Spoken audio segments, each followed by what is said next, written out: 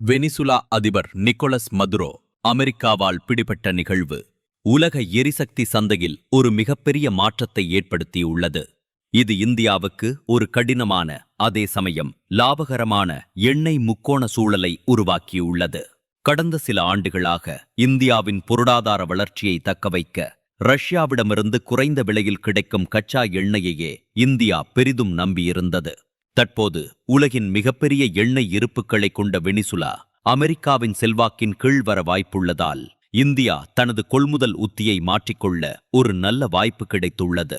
இந்தியாவுக்கு மிக குறைந்த விலையில் எண்ணெயை விற்பனை செய்ய ரஷ்யாவிற்கும் வெனிசுலாவிற்கும் இடையே ஒரு மிகப்பெரிய விலைப்போர் ஏற்பட இது வழிவகுக்கும்.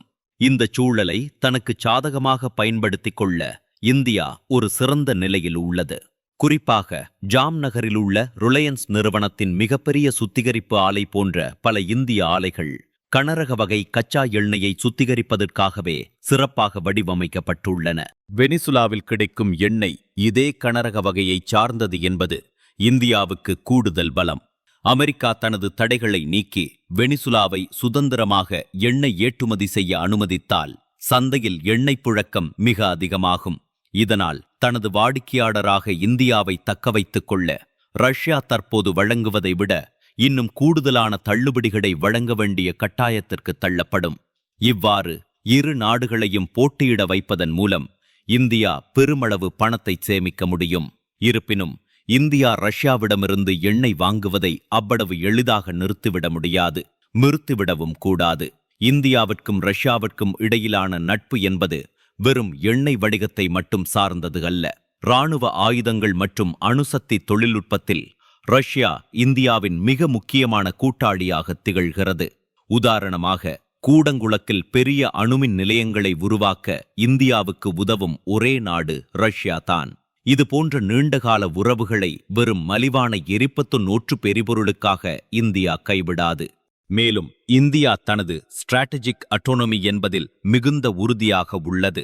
அதாவது அமெரிக்காவோ அல்லது வேறெந்த வல்லரசோ சொல்வதை கேட்டு இந்தியா நடக்காது. தனது சொந்த முடிவுகளையே எடுக்கும். அமெரிக்கா வெனிசுலாவை கைப்பற்றியது என்பதற்காக மட்டும் ரஷ்யாவிடமிருந்து வாங்குவதை நிறுத்தினால் இந்தியா தனது சுதந்திரத்தை இழக்க நேரிடும். இறுதியாக இந்தியா பன்முக கொள்கை என்ற பாதையையே தேர்ந்தெடுக்கும். இதன் பொருள் ஒரே நேரத்தில் அனைத்து நாடுகளுடனும் நட்புறவை பேணுவதாகும். ஒருவேளை வெனிசுலா மேலே இருக்கும் தடைகள் நீக்கப்பட்டு கச்சா எண்ணெய் விலை குறைந்தால் இந்தியா தனது பணத்தை சேமிக்க வெனிசுலாவிடமிருந்து அதிக எண்ணெயை வாங்கத் தொடங்கும். அதே வேளையில் தனது பழைய நட்பை வலுவாக வைத்திருக்க ரஷ்யாவிடமிருந்தும் ஒரு குறிப்பிட்ட அளவு எண்ணெயை தொடர்ந்து வாங்கும். இரண்டு பெரிய எண்ணெய் விநியோகஸ்தர்கள் தனது வணிகத்திற்காக போட்டியிடும் போது இந்தியா அதில் பெரும் வெற்றியாளராக உருவெடுக்கும்.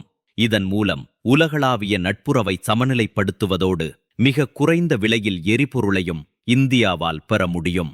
இந்த உயர்மட்ட போட்டியில் இந்தியா ஒரு புத்திசாலித்தனமான வாடிக்கையாளராக செயல்பட்டு தனது நாட்டின் நலனையும் பொருளாதாரத்தையும் முன்னிலைப்படுத்துகிறது.